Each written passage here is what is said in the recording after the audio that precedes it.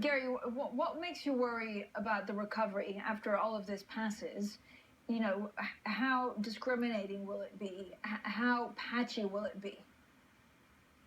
Well, I think it's going to be very slow. You know, I've made the comparison, and I did a Bloomberg column on this, that this is like 1929. You had the initial sell-off, and then everybody said, well, that's not going to flip off from the 20s. And stocks then actually rallied 48% after the initial fall, 52% retracement. But then as people began to appreciate the depths of the depression, it fell another 86%, total 89% decline. I think we're in a similar kind of pattern.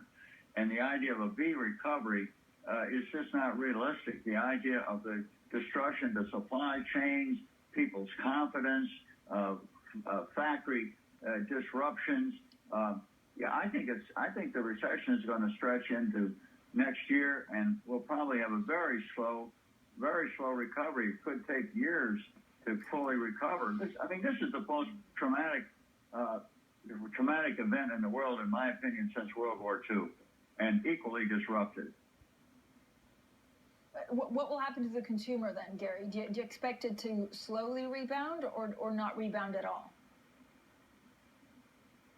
Well, I don't think the consumer is going to stay in the doghouse forever. But, you know, people are very, very cautious about going out. And also, one of the interesting things is that I think people are going to be saving a lot more. Many people were caught without any money. You know, the Fed survey showed that most people don't have $400 in cash for emergencies. And one of the interesting things is that after pandemics, and the San Francisco Fed did a very interesting study on this, you find a very slow, drawn-out recovery. It actually tends to favor labor because you've destroyed more labor than you have capital in the exercise.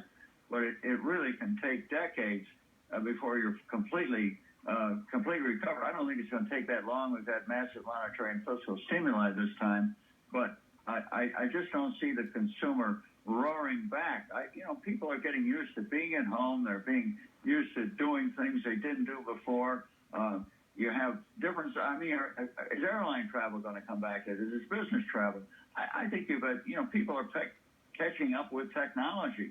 We're finding there's a lot of things we can do from home. I'm at home right now. I would otherwise be in your studios in New York. Things are changing. Gary Shilling, thank you so much. Gary Shilling, and of course the newsletter, just extraordinary. Can't say enough about the call on deflation. There is a pandemic in